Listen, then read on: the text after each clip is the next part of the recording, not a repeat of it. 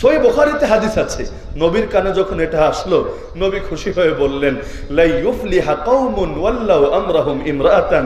এই হাদিসের আরবি বললে আপনারা সমস্যা নাই, কেউ মাইন্ডে নেবেন না, কিন্তু যেই মাত্র বাংলা অনুবাদ করব, কিছু বলবে না, মুখে বলার কথাও না, তো ভেতরে ভেতরে অনেকে কষ্ট পাবে। কারণ আরবি কোরআন আমরা যদি তারাবিতে খতম করে দেই, কেউ কিছু বলে না।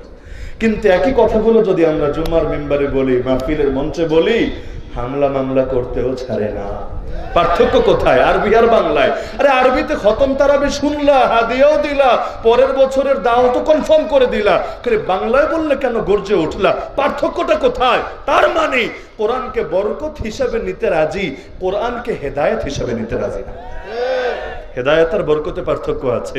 কোরআনের তাবিজের বই বানায় গলায় ঝুলে রাখতে বললে এতেও রাজি, যে কোরআনের আলোকে জীবন গড়তে বললে সেটাতে আর রাজি না। তো যে হাদিস বলেছে অনুবাদ বলবো নাকি স্কিপ করে চলে যাব?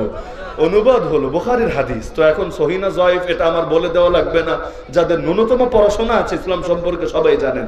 হাদিসের অনুবাদ হলো লা ইউফলিহা কওমুন, ওই জাতি কিছুতেই সফল হবে না, ওই জাতি কিছুতেই সফল হবে না, ওয়াল্লাউ আমরাহুম ইমরাআতান, যারা তাদের নেতৃত্ব তুলে দিয়েছে কোন নারীর হাতে।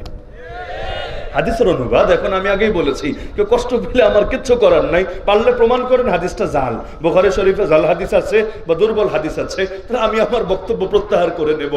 আর যদি প্রমাণ করতে না পারেন, তাহলে আমারে দোষ দিয়ে লাভ নাই, নিজেরে দোষ দেন গিয়ে আপনি। তা আল্লাহ নবী বললেন, ওই জাতি কিছুতেই সফল হবে না যারা মহিলারে নিজেদের নেতা বানিয়ে নিয়েছে।